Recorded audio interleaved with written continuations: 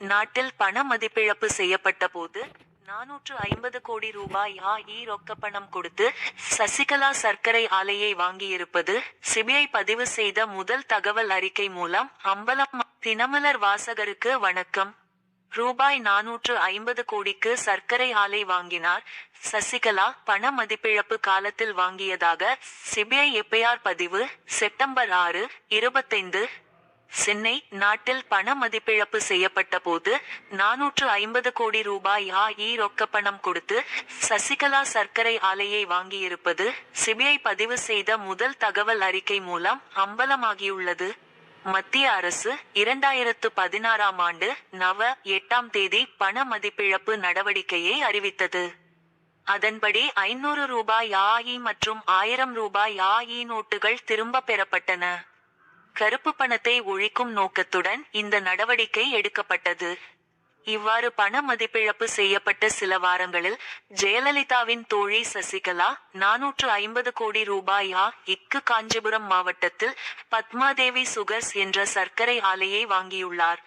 அதுவும் பண மதிப்பிழப்பு செய்யப்பட்ட ரூபாய் நோட்டுகளை ரொக்கமாக கொடுத்து சர்க்கரை ஆலையை விலைக்கு வாங்கியுள்ளார் என்று தகவல் வெளியாகியுள்ளது. குறிப்பிட்ட அந்த சர்க்கரை ஆலை நிறுவன இயக்குனர்கள் இந்தியன் ஓவர்சீஸ் வங்கியில் 120 கோடி ரூபாய் கடன் வாங்கி மோசடி செய்ததாக சிபிஐயின் பெங்களூரு பிரிவு அதிகாரிகள் விசாரணை நடத்தி வருகின்றனர்.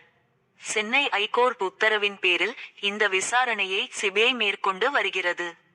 நடப்பாண்டில் ஜூலை மாதம் வழக்கு பதிந்த சிபிஐ ஆகஸ்டில் சென்னை, திருச்சி, தென்காசி ஆகிய இடங்களில் சோதனையையும் மேற்கொண்டது. சிபிஐ பதிந்த முதல் தகவல் அறிக்கையில் இடம்பெற்றுள்ள பல விவரங்கள் இடம்பெற்றுள்ளன. 2017ஆம் ஆண்டு நவம்பர் மாதம் நடத்தப்பட்ட சோதனைகளின் போது சசிகலா உள்ளிட்டோரின் சொத்துகளிலிருந்து சில ஆவணங்கள் கைப்பற்றப்பட்டன.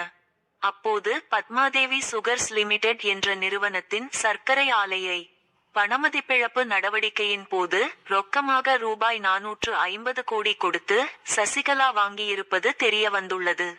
அந்த ஆலையின் நிதி விவகாரங்களை கவனித்து வந்த ஹிதேஷ் சிவ்கன் படேல் ஆலையை விற்கும் போது புரிந்துணர்வு ஒப்பந்தம் போட்டுள்ளார்.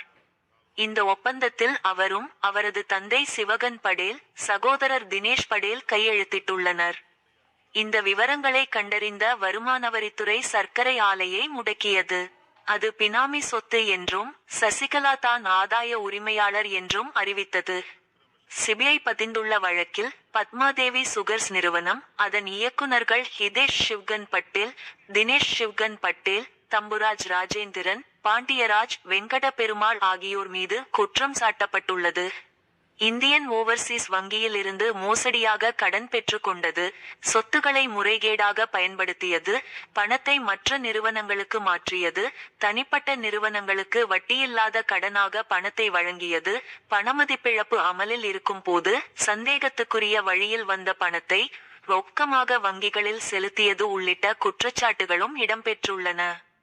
பணமதிப்பிழப்பு நடவடிக்கையின் போது சர்க்கரை ஆலையை முறைகேடாக வாங்கியதாக கூறப்பட்ட வழக்கு அரசியல் ரீதியாக சசிகலாவுக்கு நெருக்கடியை ஏற்படுத்தும் என்று எதிர்பார்க்கப்படுகிறது.